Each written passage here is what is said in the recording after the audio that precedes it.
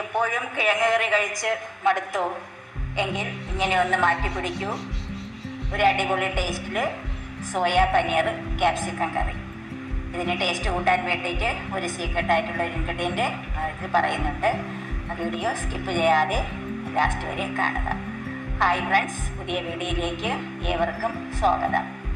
അപ്പോൾ നമ്മളിന്ന് ഉണ്ടാക്കാൻ പോകുന്നത് ഒരു സോയ പനീർ കറിയാണ്. അപ്പോൾ അതിനാവശ്യമായ ചേരുവകളെന്ന് പറയുന്നത് അത് കുറച്ച് കാഷ്യൂനട്ട്, ഒരു 50 ഗ്രാം കാഷ്യൂനട്ട് എടുത്ത് പാലൊഴിച്ച് കുതിർക്കാൻ വയ്ക്കുക ആദ്യം. അപ്പോൾ അത് ഇതിനൊരു 5 മിനിറ്റ് കുതിർക്കാനായിട്ട്, ഒരു 5-10 മിനിറ്റ് കുതിർക്കാനായിട്ട് മാറ്റി വയ്ക്കുക.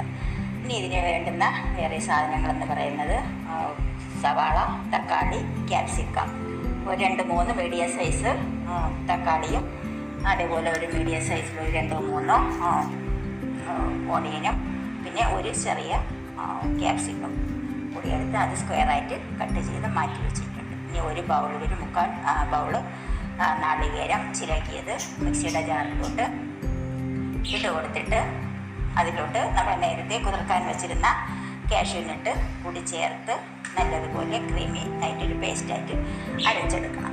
പിന്നെ അത് കഴിഞ്ഞിട്ട് ഇതിന് കുറച്ച് മല്ലിയില, ഒരു 1/2 ബൗൾ മല്ലിയില, പിന്നെ കുറച്ച് മുഴുവൻ മസാലയാണ്. 1 ടീസ്പൂൺ പെരിഞ്ചീരകം, 1 ടീസ്പൂൺ ജീരകം, പിന്നെ പട്ട, ഗ്രാമ്പു, അങ്ങനെ കുറച്ച് മുഴുവൻ മസാലയും കൂടി നമ്മളിത് ചേർക്കുന്നുണ്ട് കേട്ടോ.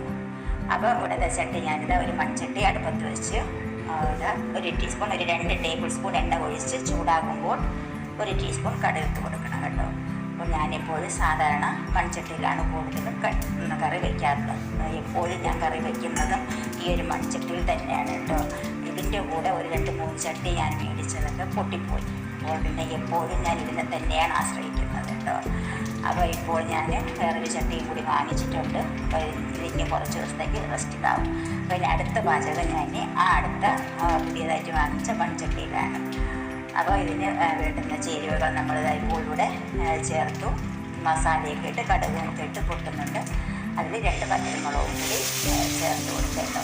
അപ്പോൾ അതെല്ലാം പൊട്ടിയതിന് ശേഷം ഒരു ബൗള് സവാള സ്ക്വയറായിട്ട് അരിഞ്ഞതാണ്. എങ്ങനെ വേണമെങ്കിൽ അരിയും, സ്ലൈസായിട്ട് വേണമെങ്കിൽ അരിയും. അപ്പോൾ ഞാനിവിടെ എല്ലാം ഒരു ക്യൂബ്സിൻ്റെ കണക്കിനാണ് ഞാൻ കട്ട് ചെയ്ത് വച്ചിട്ടുള്ളത്. അപ്പോൾ ഇതിനിതാ കുറച്ച് ഇഞ്ചിയും വെളുത്തുള്ളിയും ചതച്ചതും, ഒരു 2-3 പച്ചമുളകും കൂടി കട്ട് ചെയ്ത് ചേർത്തിട്ട് വഴറ്റുന്നുണ്ട് കേട്ടോ. അപ്പോൾ എരിവ് നിങ്ങൾക്ക് എരിവനുസരിച്ച് നിങ്ങൾക്ക് പച്ചമുളക് ചേർക്കാം. ക്യാപ്സിക്കം എന്ന് പറയുമ്പോൾ അതിന് വലിയ എരിവുള്ളതൊന്നുമല്ല, അത്ര വലിയ കൂടുതൽ എരിവൊന്നും ക്യാപ്സിക്കത്തിന്